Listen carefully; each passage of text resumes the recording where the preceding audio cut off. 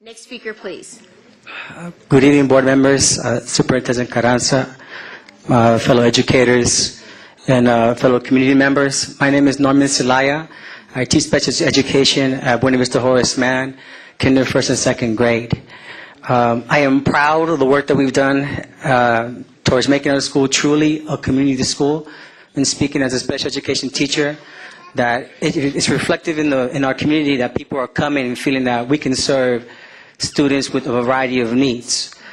I'm also a native San Franciscan, and a great joy in my life has been that I've been able to work and serve in the community where I grew up.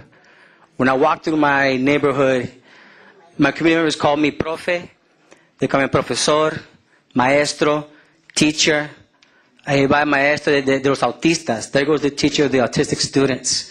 And there's nothing that can make me feel more happy than that. It's amazing. There's no app for that, speaking in tech terms. But it does concern me, and it's heartbreaking to think that that may no longer be a part of my life as I'm struggling to continue to survive in the city that I live.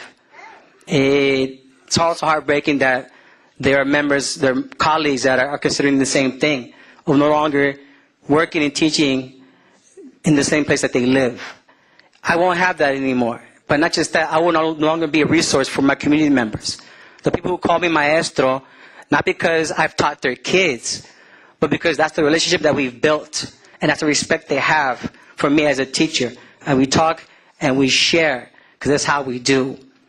So I ask that you help us keep our communities whole, that you help us maintain that relationship among our educators and among our gente and among our greater community here in San Francisco. Thank you very much.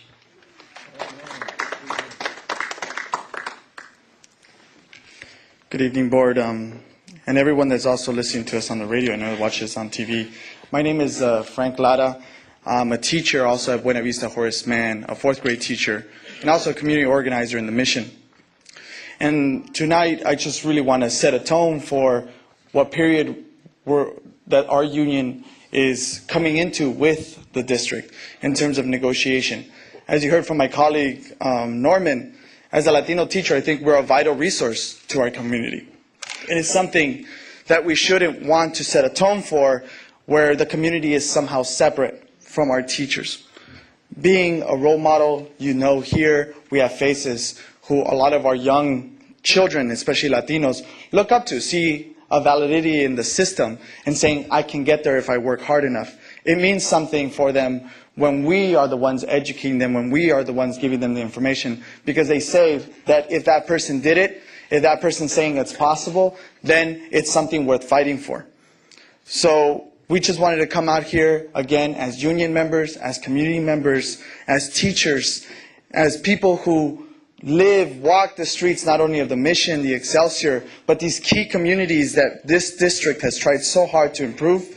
We want to say that we hope in the coming period that you really respect that we respect the unity that's needed between communities and teachers, and that also you understand that the problem, and again for those listening, that the problems of teachers are the problem of the community. They're not separate.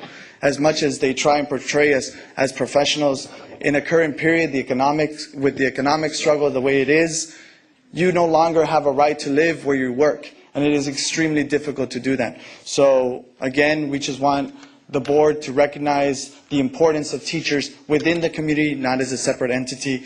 And thank you so much for your time, and thank you for everyone. Thanks.